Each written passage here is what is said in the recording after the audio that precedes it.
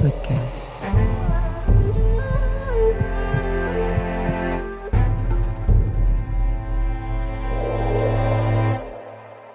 Hello and welcome to Emma's podcast. So, in today's podcast, we're enjoying a nice, beautiful Sunday or rainy, but water is good. Actually, we cannot complain about that because the earth need water. So, I talked last week about being flexible to find a job because a lot of people and I'm still watching some stuff on TikTok, which is very interesting and very educative at some level on how people can perceive to find jobs. And coming online and going online to share your story is great. Ranting about it, not a good idea, knowing that I go viral. And employers are going to be looking at your social media. Social media has become norm here.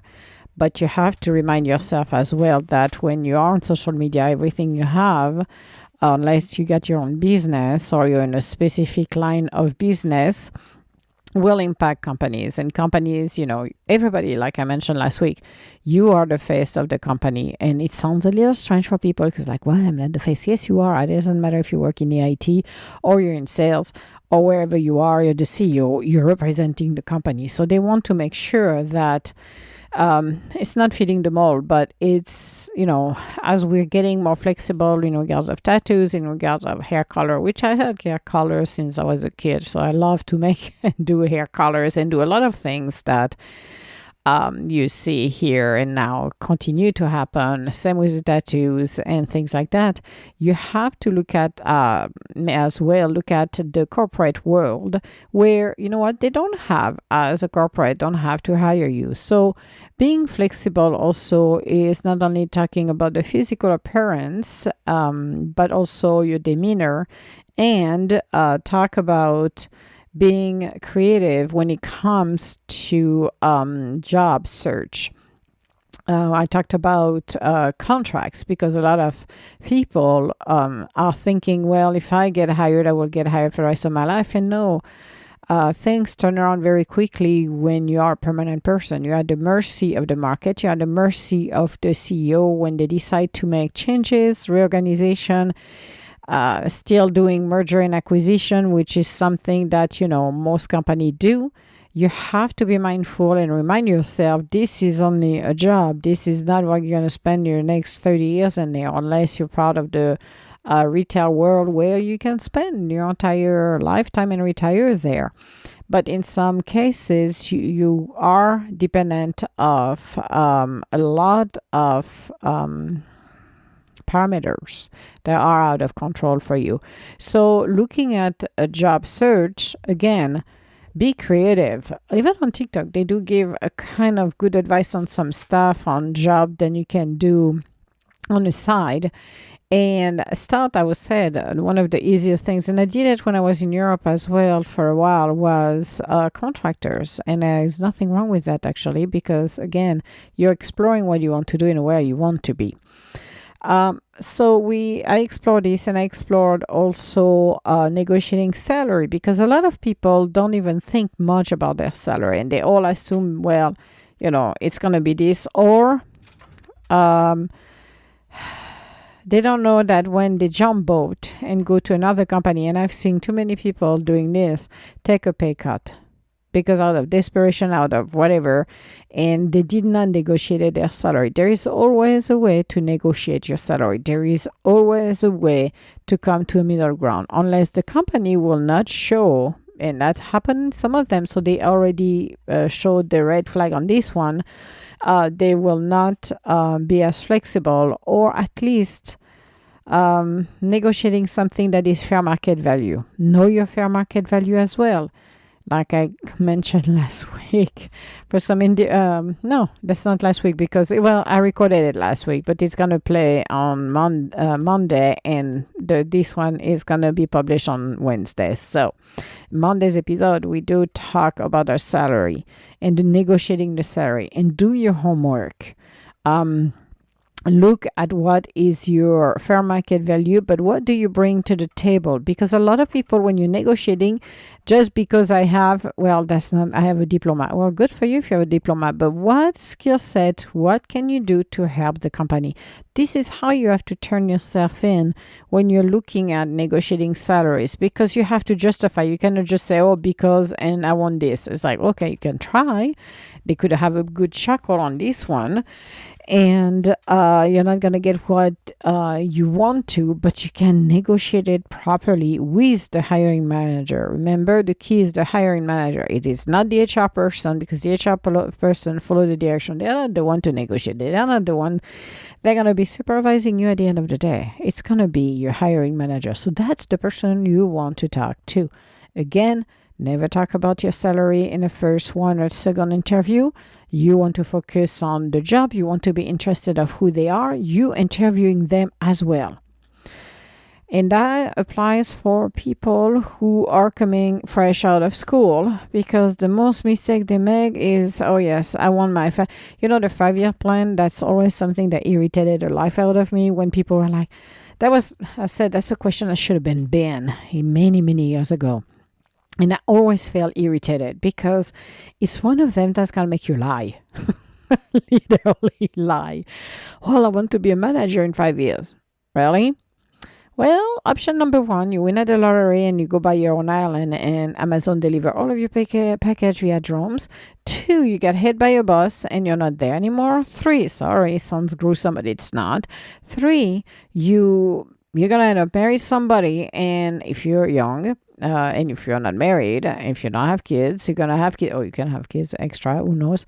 You can get married and go somewhere else and live somewhere else. You never know. Or be at home, working from home, do different things. So you don't know in 5 years what's going to happen to you. In the old days, yes. Oh yeah, you could have predicted what you would be doing, because that was happening, because the world was not as changing and fast than where we are today. So think about those questions. Like I said, I always throw a curve at them, and I said, well, I have no idea where I would be in 5 years. I don't, I'm not going to foresee 5 years, because I don't know. Could be hit. And I said it in interviews, and people were like, holy crap. I could be hit by a bus, but tomorrow morning after my breakfast, okay, gone. Or I could win at the lottery and say, well, I don't need to work here. I'm just going to go and buy my island. Or I would rather look at what I'm going to do today, what I can do for your company, and grow with the company, because that's what I'm interested of. I'm interested to be here within 5 years, and I want to come here to help you. That is a different answer, isn't it? Because it's related to them. I would not open my mouth and say, oh, well, I want to be, my goal is to be a manager, to do this and that, because you said a red flag for the hiring manager was going to say, well, these ones want my job. This is not happening. So no, you're out of here. You do not want to sound too competitive. Neither would you want to sound then you want to take somebody else's job, because you know what? People are very paranoid in some companies that they are afraid you're going to take something from them, which is not true.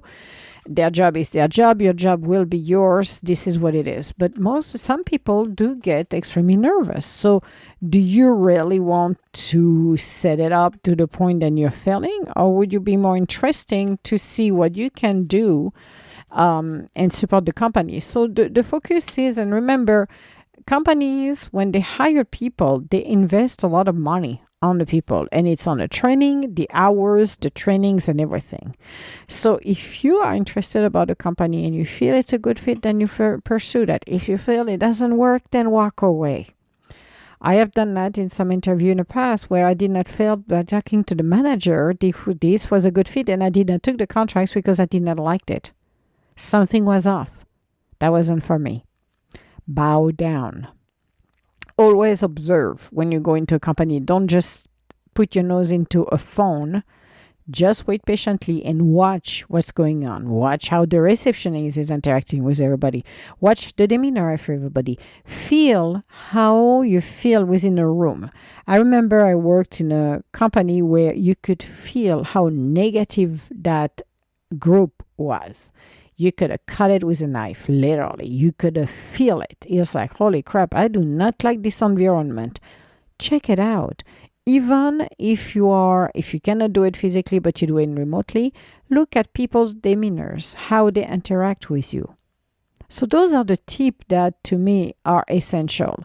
Don't Again, social media is unfortunately, and I saw a kid today. I was on TikTok and I was ready to say something, and he was lucky. I'm going to be honest with you. He was freaking lucky. He did not get expelled actually from his school. I don't know why he apologized to everybody. He got even the terrorist threat. So terrorist threats actually everybody can get it. If you people feel in danger and you're threatening them, that's coming from 2011, I think. Was it 9/11? Yeah, that was in 2011. That was 9/11. 2001. Terrorist threat. If you threat anyone that feels in danger, it doesn't matter who you are, you could go straight to jail. The kid made a video where he made a comment that he wanted to do harms into the school. He made a comment that he shouldn't have done. However, this was reported to the school. He was arrested, and that caused him more harms than good. It is actually, even though he apologized, and he felt really sincere in his apology. You could feel it. But he got in trouble with law enforcement, with school, and he's lucky that he's getting only 3 days suspensions. Plus, he's going to do some work, community work at some level as well, for 90 days or something like that. I don't know. But you have to be careful on what you're saying online. You have to be careful. And I always said, because I do once a while now, I did not do as much as I did in the past, but on Wisdom app, and I talk at some level. Here I'm recording, so I could be pissed, I could swear, I could do whatever I want.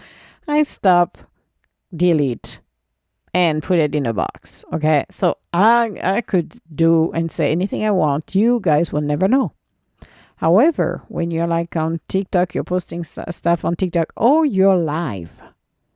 And I was live, and I do once in a while. I'm back on Wisdom. Once in a while, I pop my head over there. It's live, which means you have to be intentional. So if you're pissed, if you're not in a good mood, do not record anything. Do not go live, because when it's gone, when it's out of the bag. You cannot cut it, stop, or whatever the deal is, re-record it. No, there is only one take, and that's it. And I always remind myself this before I go live. If I'm don't feel like I need to record, or I don't want to record my podcast because I'm not feeling good, or I'm too busy because I've been busy. So I'm trying to go back on my podcast and do it 3 times a week. I love to do my podcast, but somehow over the rainbow, you can be pulled in direction that when you're not in a right state of mind, don't do it. All right?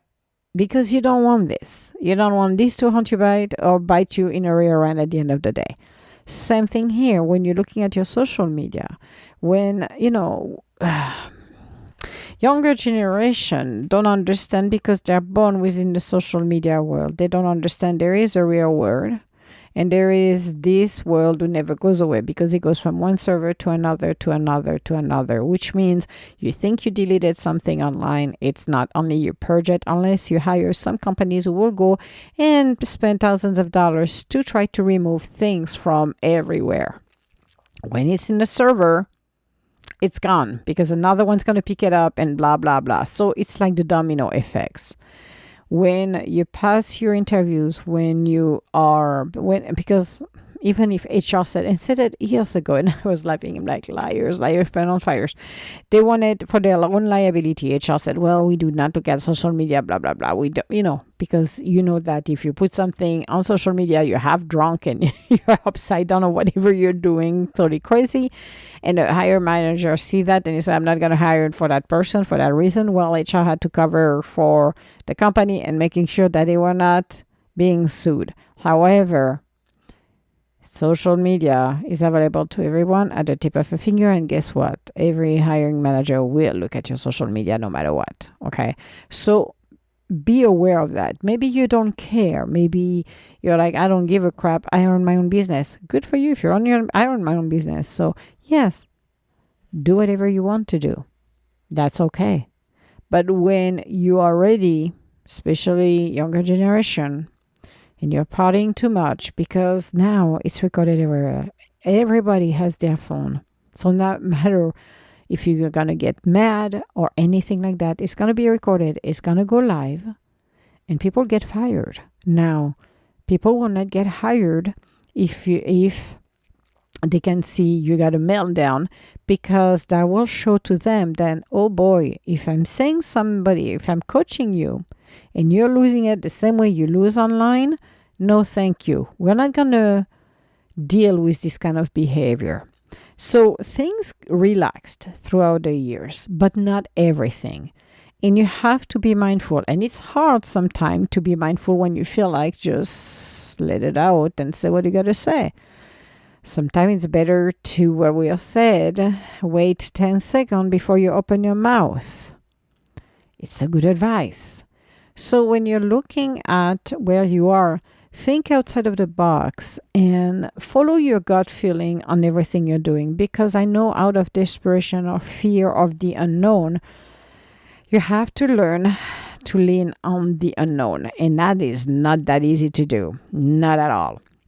I have witnessed very interesting thing by standing still as an observer and let things happen the way it's supposed to happen. I had to push a couple of things last year, and that's related to the fire that I went through for my place, and realizing that through the entire process, changes happen in our lives, the good, the bad, and the ugly. And sometimes it's good to say the facts, especially when that's happening. Now, holding grudges are something that we don't want to deal with because it's like an anchor. And let it go can be challenging at times. But we have to remind ourselves that there is a place for everything and everything has a place. And we can do the best we can with what we've got at the time we have it. But we have to keep in mind that out of everything and the changes in our life, we have to keep our goals. We have to keep centered. We have to be able to really embrace who we truly are and really have the wonders of the world backing us up. But as I said, think outside of the box. If you are studying into the world of business, if you're just studying fresh out of school, start to think, what would be the best way for me to be hired? I know everybody wants a safe place. I want a constant paycheck. And I talked about it between being a permanent and a contractor. You know, the illusion of being permanent is not as much than you think. A lot of people are, again, at the mercy of what's going on in the world and the economics and the political field on the top of it. But if you really want to start somewhere, then take those jobs that will bring you to the next level. Studying, again, contracts. You got kids at 15, 16 years old. They already start to work in grocery stores. So they already have something to back them up as they go to school. I've seen here a lot of the kids doing this. So you need to be open to the changes. You need to really think outside of the box. Or you can start your little business on the side, your little side hustles. I know that with TikTok right now, with the Congress trying to ban TikTok, which, to be honest with you, it's gonna be an epic fail because we know who's behind it, Facebook. And because, TikTok is 10 times bigger than Facebook for sure.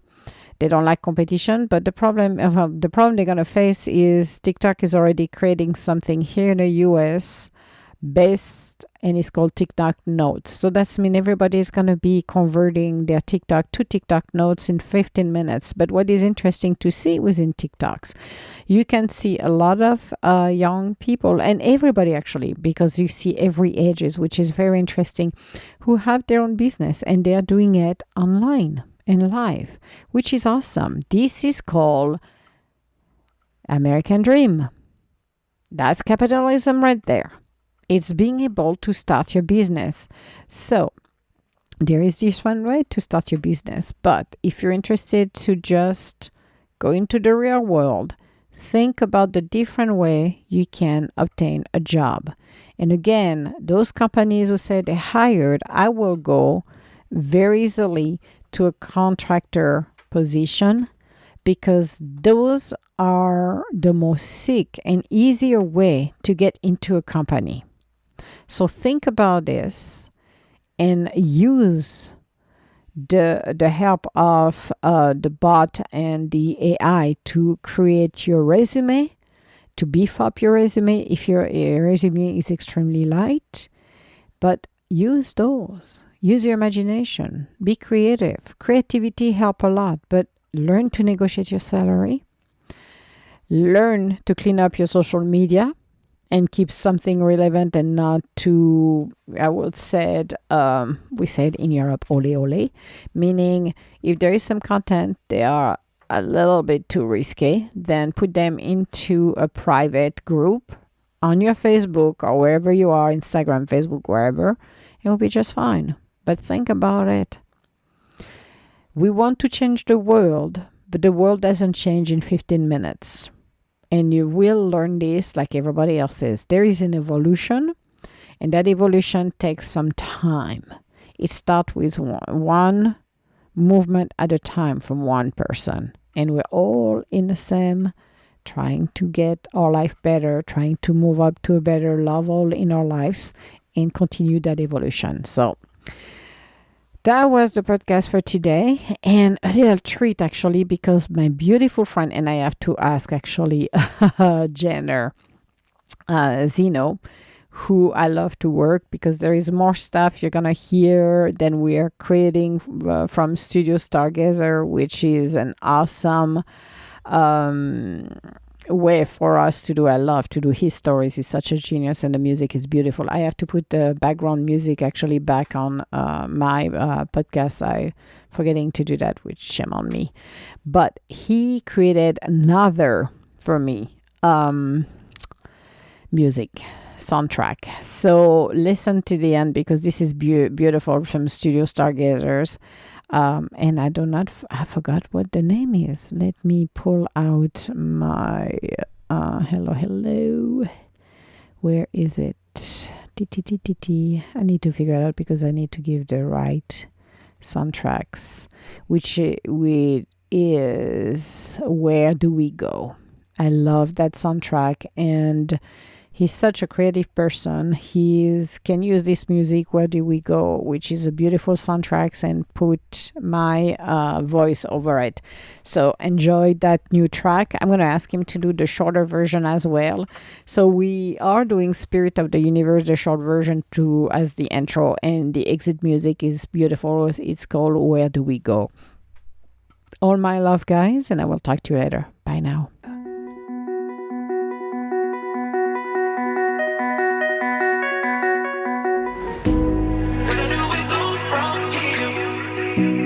Universe podcast. Where do we go from here? Where do we go from here? Where do we go from here?